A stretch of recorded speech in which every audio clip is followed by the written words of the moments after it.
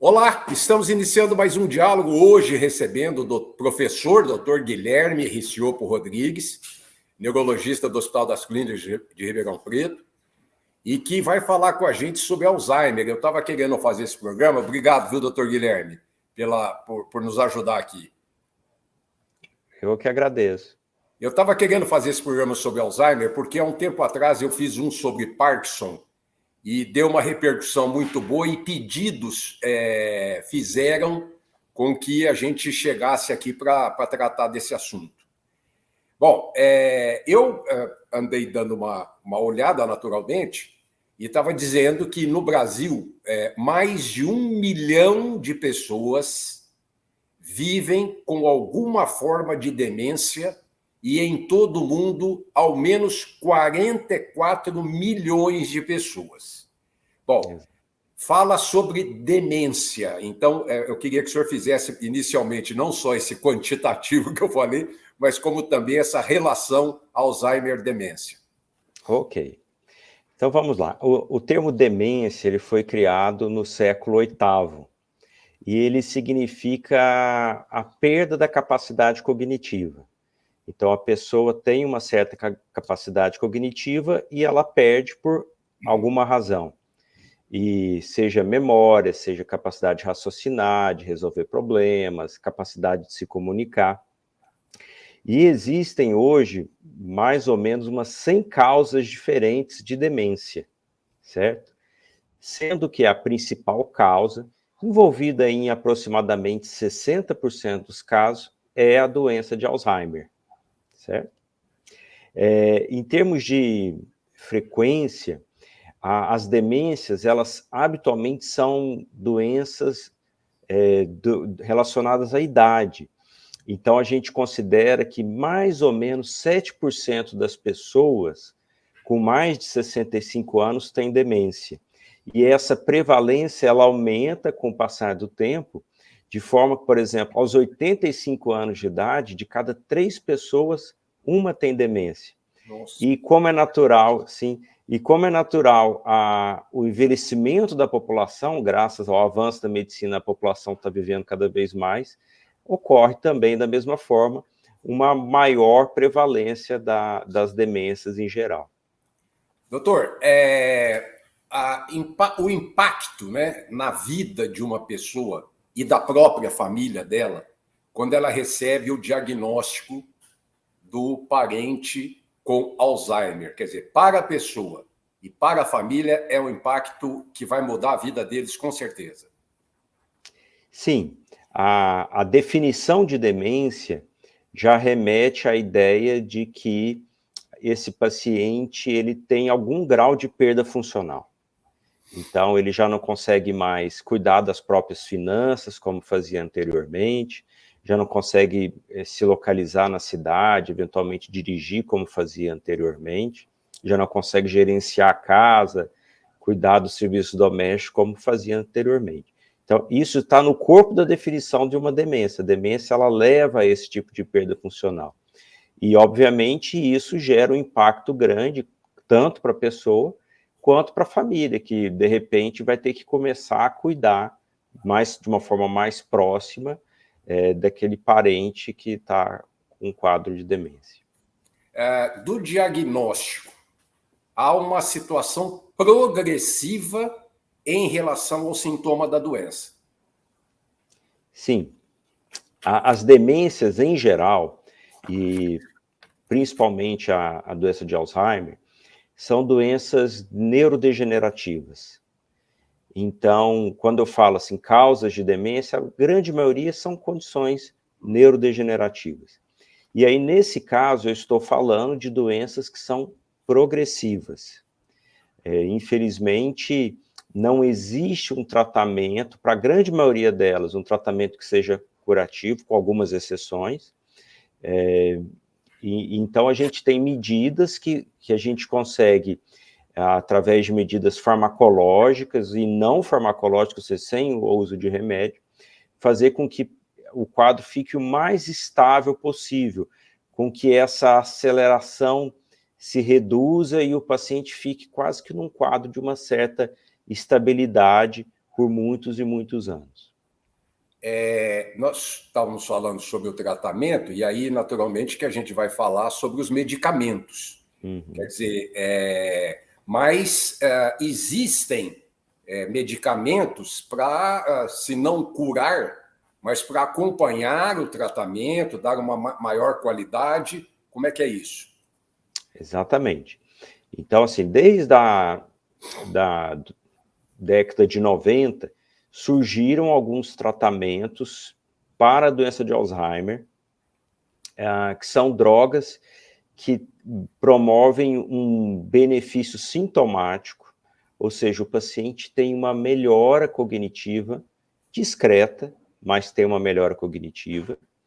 E esses tratamentos, eles também têm estudos mostrando mais recentes que eles têm um papel no alentecimento da doença. Então, se eu pego 2 pacientes, um que usou esses remédios e o outro que não usou esses remédios, aquele que usa esses remédios, ele tem uma evolução mais benigna do que aquele que não usa esse tipo de tratamento.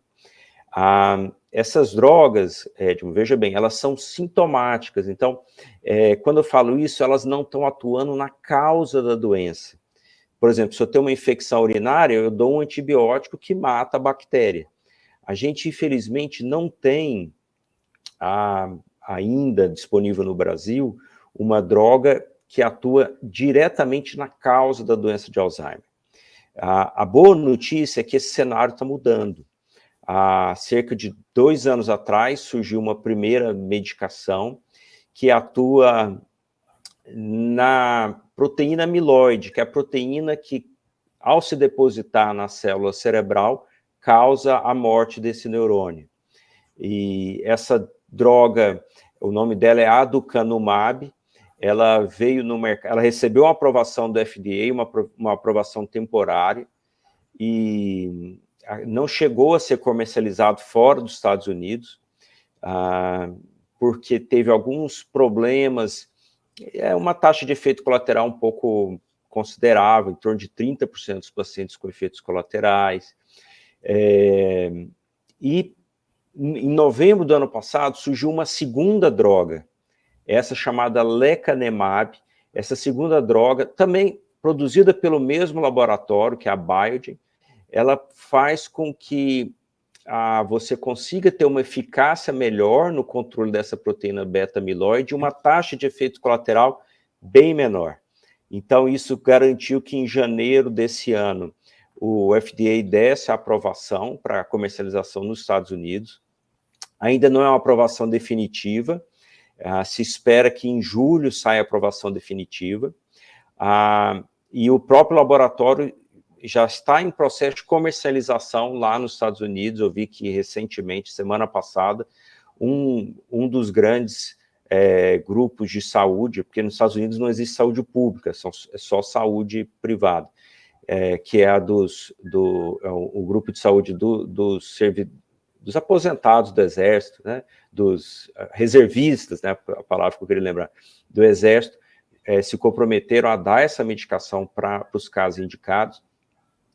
Então, eu acredito que essa medicação vai ser algo muito interessante no tratamento da doença, e eu acredito que em breve a gente deve ter aprovação, tanto na Europa quanto aqui no Brasil, desse remédio chegando aqui, especificamente no Brasil.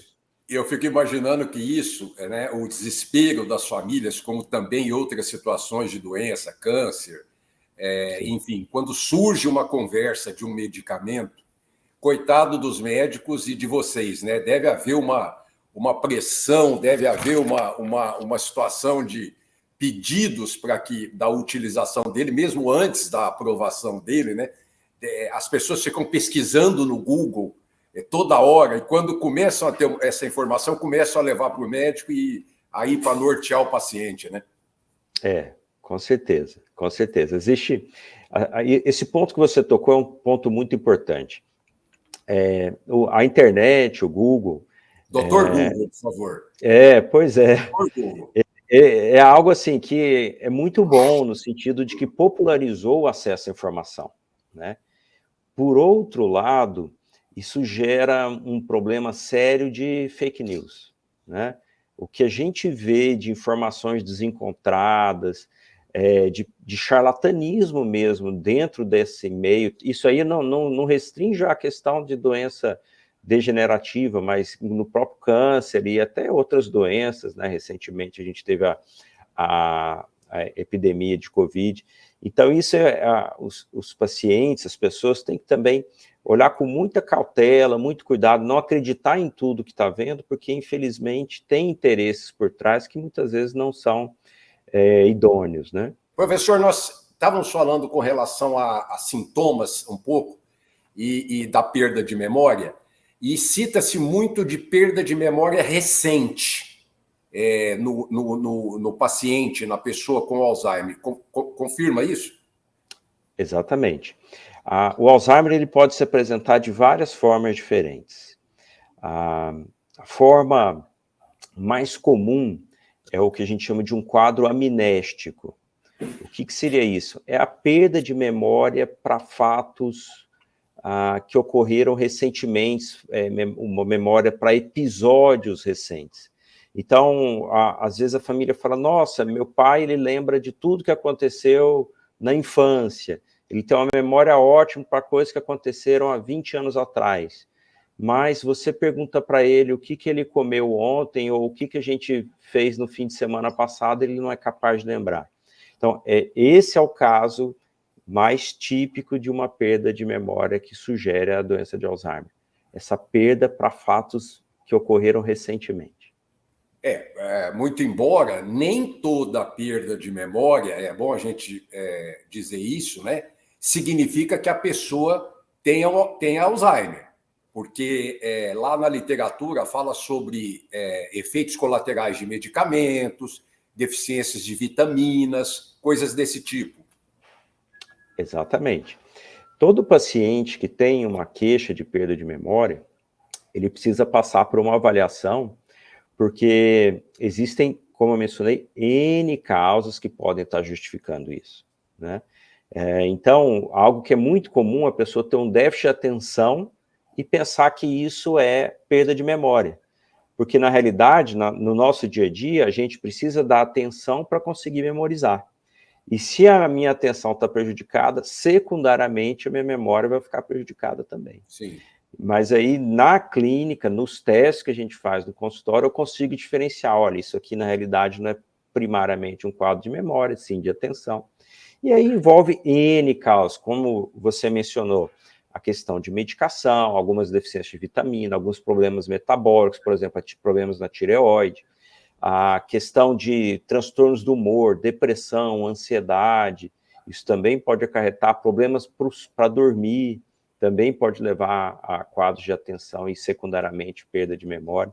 Então, isso é algo que precisa ser avaliado. E outro detalhe também, o próprio processo de envelhecimento está associado a uma perda progressiva da memória, isso é algo normal. A nossa memória hoje não é igual a 20 anos atrás. Tô sentindo isso na pele, viu, doutor? Tô sentindo isso na pele, viu? Às vezes eu vou brincar de jogo da memória com minhas filhas e eu fico impressionado, assim, como elas têm uma capacidade de memorização muito superior à minha. O HD está vazio, doutor. Pois é. Então, isso faz parte do processo de envelhecimento normal, também tem um certo grau de perda de memória. Quando é que isso começa a virar um problema? Quando o paciente começa a fazer confusão, né? Então, se perder, começar a ter dificuldade para cozinhar, para fazer coisas que ele fazia antes, lidar com o banco, por exemplo. Aí, opa, tem alguma coisa errada, a gente precisa avaliar, né? Dentro dessas colocações que o senhor fala e outras, além da perda da memória, né? Mudança de humor, né? Ou um possível afastamento de amigo, problema com comunicação escrita ou falada, isso que o senhor falou, confusão sobre locais, eventos, enfim, ou próprias alterações visuais, quer dizer, O Alzheimer é muito importante que se procure o neurologista, o especialista, porque nem todos os sintomas levam a isso, e não é para ter nenhum alarde, e cuidar de diagnosticar corretamente para um possível tratamento. Sim, existem formas que são atípicas de Alzheimer, então tem pacientes que o problema principal não é a memória, por exemplo, alguma coisa relacionada à visão, ou então algo relacionado à linguagem ou à capacidade de resolver problemas. Um outro ponto importante é que o diagnóstico precoce hoje é muito importante. Por quê? Porque você evita problemas financeiros, evita problemas no sentido de ter acidentes, evita problemas com a questão de patrimônio que a pessoa possa ter. À medida que você tem um diagnóstico, você tem você passa a ter um controle muito maior sobre aquele ente, né, aquele parente que está acometendo a doença.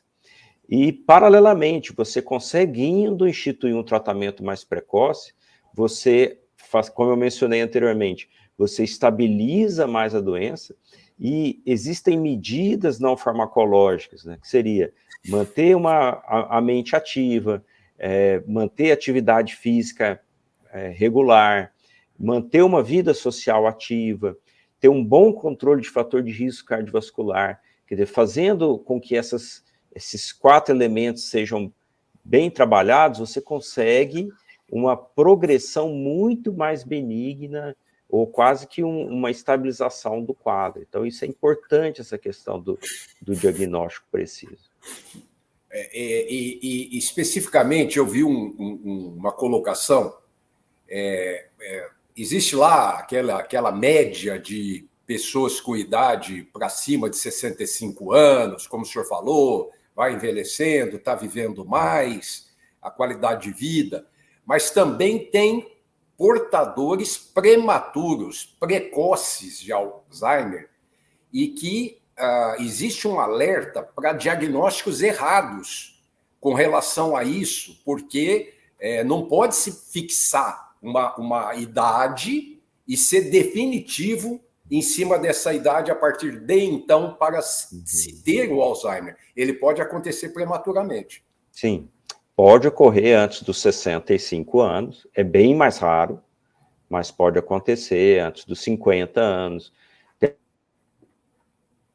Isso é em torno dos 45 anos, né? Então, isso pode acontecer de fato. Tá. Com relação à genética, membros da família com histórico, a família tem um histórico de Alzheimer, né? Aí, primeiro escalão, segundo escalão da família. Conta um pouco sobre a genética para a gente, doutor. Isso, então, assim, existem duas coisas que são diferentes. Existem um grupo de pacientes que têm Alzheimer hereditário, com um tipo de herança que a gente chama de autossômica dominante, ou seja, se o pai tem, o risco do filho ter é de 50%. Essas formas hereditárias, hoje existem 3 genes que já foram descobertas, um que chama APP, pressinilina 1 e pressinilina 2, e essas formas genéticas, elas são de início bem precoce, em torno dos 45, 50 anos de idade, o início dessas formas. E existe uma segunda condição, que aí sim é muito mais comum, que é a genética como um fator de risco para desenvolver a doença. E aí, nesse caso, não quer dizer que a pessoa que tem essa determinada condição, na realidade, todos nós temos um gene, que é o chamado gene da apoproteína E, e essa apoproteína E, ela tem forma E2, E3, E4, e quem tem essa forma E4 duplicada, ela tem um risco maior de desenvolver a doença de Alzheimer.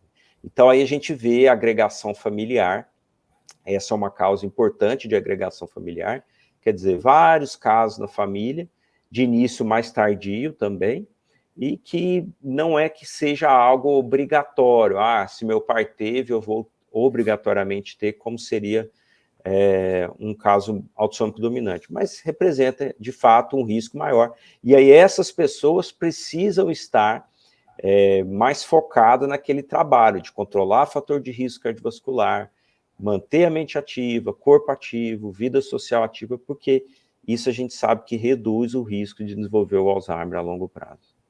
É bom a gente salientar, né, doutor, que Alzheimer não é uma coisa 100%. Você está com Alzheimer, pronto, é isso e acabou. Não.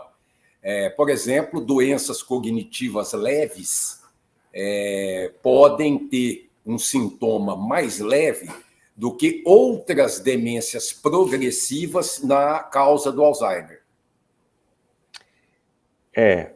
Existem várias causas de perda cognitiva, né?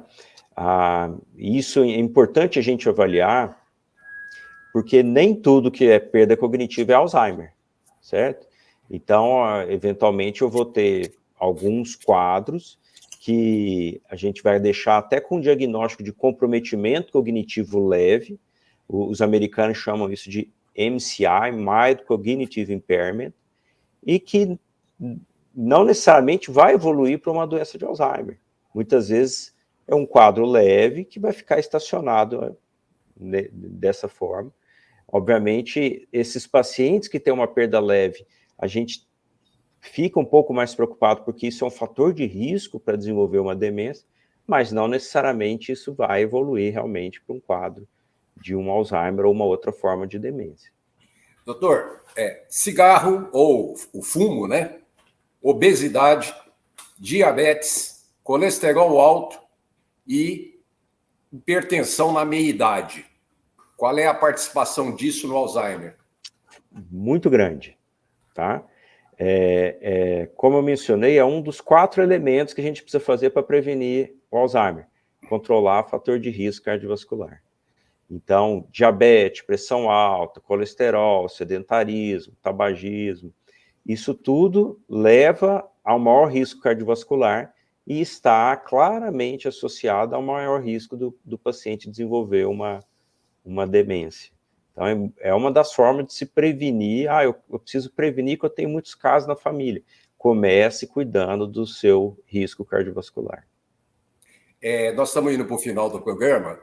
Eu quero mais uma vez deixar claro com relação à necessidade, importância imperiosa de que a pessoa deve buscar orientação sobre qualquer um desses sintomas, sobre qualquer um problema, sobre qualquer dúvida que a pessoa tem. É muito importante procurar um neurologista especializado, que saiba, que conheça da doença. E existe alguma outra coisa que a gente precisa falar no encerramento do programa, doutor? Eu acho que é muito importante que as pessoas se informem. Então, faça o segmento médico, questionem e não percam a esperança, né? Então, a gente tem muita confiança de que novas medicações vão fazer uma mudança muito importante na história natural da doença de Alzheimer. E então, é algo que a gente espera e deixa como um recado para que, caso você tenha um parente que tenha um quadro de uma suspeita, está começando uma perda de memória, leve ele para um profissional, faça avaliação, porque esses remédios que estão para chegar no mercado, as evidências apontam que quanto mais precoce é o início dele, muitas vezes até antes do início da demência em si, naquela fase de... Quanto mais precoce o início deles, mais eficaz seriam essas medicações. Então, é muito importante saber com o que nós estamos lidando, se informar, estar atento e jamais perder a esperança, achar que é um quadro que não tem solução, que vai evoluir mal de toda forma, porque com certeza não é dessa forma que a doença caminha. Quero agradecer imensamente, professor, doutor, mestrado e doutorado em neurologia, doutor Guilherme Riccioppo Rodrigues, que tratou com Alzheimer, que eu espero que o nosso telespectador possa ter uma orientação mais sadia, mais saudável em relação à doença. Pessoal, semana que vem a gente está de volta. Até lá!